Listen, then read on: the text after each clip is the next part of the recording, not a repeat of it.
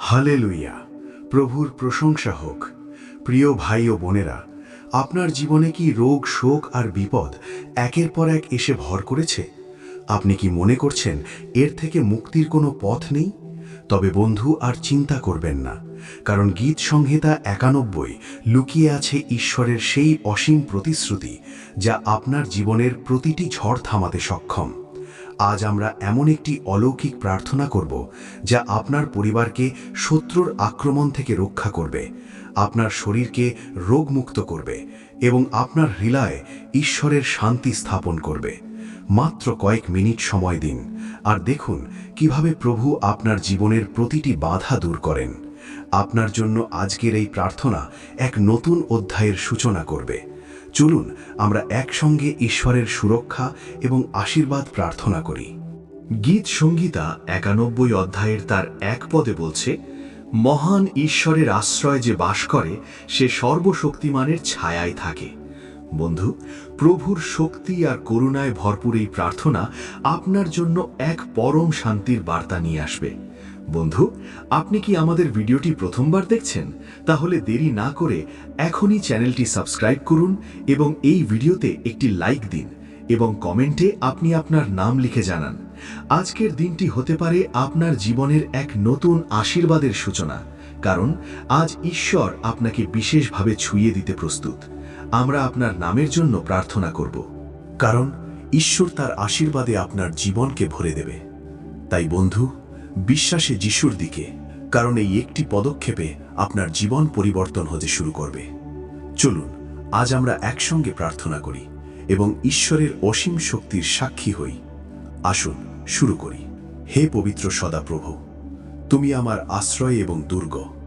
হে পরম করুণাময় ঈশ্বর, তোমার নামেই আজ আমরা প্রার্থনা শুরু করছি। হে প্রভু, তুমি বলেছ, মহান ঈশ্বরের আশ্রয়ে যে বাস করে সে সর্বশক্তিমানের ছায়ায় থাকে। তাই প্রভু, আজ আমরা তোমার সেই নিরাপত্তার ছায়ায় থাকতে চাই। হে যিশু, তোমার কাছে আমরা অনুরোধ করছি, আমাদের দেহের প্রতিটি রোগকে তুমি দূর করে দাও। যিশু, তোমার রক্তে আছে নিরাময়ের অসীম শক্তি। তাই আমাদের দেহের সমস্ত দুর্বলতা এবং অসুস্থতাকে তুমি দূর করো। গীত সংহিতা 91 অধ্যায় বলে, তিনি তোমাকে শিকারীদের হাত থেকে আর সর্বনাশা মরকের হাত থেকে রক্ষা করবেন। প্রভু, তোমার সেই প্রতিশ্রুতির উপর আমি ভরসা করি। হালেলুয়া। প্রভু, আমার হৃদয়ের সমস্ত ব্যথা এবং শোককে তুমি শান্তিতে পরিণত করো। যে কোনো ক্ষতির যন্ত্রণা থেকে আমাকে মুক্ত করো। স্বর্গের ঈশ্বর, তোমার শান্তি আমার হৃদয়ে স্থাপন করো, যা কোনো মানবীয় শক্তি দিতে পারে না, তা একমাত্র তুমি পারো। প্রভু, তুমি বলেছ, আমি তোমাদের যেসব আদেশ দিয়েছি তা পালন করতে তাদের শিক্ষা দাও। দেখো, যুগের শেষ পর্যন্ত সব সময় আমি তোমাদের সঙ্গে সঙ্গে আছি। তাই প্রভু, আমরা বিশ্বাস করি আমরা একা নই, আমাদের সাথে তুমি রয়েছ। হে প্রভু, আমাকে এবং আমার পরিবারকে সমস্ত বিপদ থেকে রক্ষা করো। যে কোনো অশুভ শক্তি, দুর্ঘটনা বা বিপদের হাত থেকে আমাদের নিরাপদে রাখো। তুমি বলেছ, আর আমার ন্যায়ের ডান হাত দিয়ে তোমাকে নিশ্চয়ই ধরে রাখব। তাই প্রভু, আমরা তোমার সেই হাতের শক্তিতে বিশ্বাস করি, আমাদেরকে তুমি ধরে রাখো। হে প্রভু, তোমার অসীম করুণা এবং সুরক্ষার জন্য ধন্যবাদ জানাই, কারণ প্রভু, তুমি আমাদের রক্ষাকর্তা, আশ্রয়দাতা। তোমার আশীর্বাদে আমাদের জীবন পূর্ণ করো। তোমার নামেই সমস্ত গৌরব ও সম্মান প্রকাশ করি।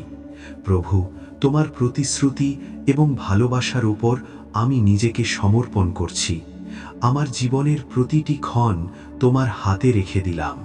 আমাদের রক্ষা করো, আমাদের পথ নির্দেশ করো, আর তোমার শান্তি দিয়ে আমাদের পূর্ণ করো। হে করুণাময় প্রভু, তোমার পবিত্র চরণে আমরা আমাদের মন ও আত্মাকে সমর্পণ করি। প্রভু, আমাদের বিশ্বাস শক্তিশালী করো, যাতে কোনো শয়তানি শক্তি স্পর্শ করতে না পারে। প্রভু, আমরা তোমার আলোর মধ্যেই চলতে চাই, যাতে প্রতিটি আধার কেটে যায়। হে ঈশ্বর, আমাদের জীবনের প্রতিটি ক্ষেত্র তোমার হাতে সমর্পণ করি। আমাদের ঘর, পরিবার, ব্যবসা এবং প্রতিদিনের জীবনের প্রতিটি কাজ তোমার আশীর্বাদে ভরে দাও। তোমার রক্ষা এবং শান্তির চাদরে আমাদের ঢেকে রাখো।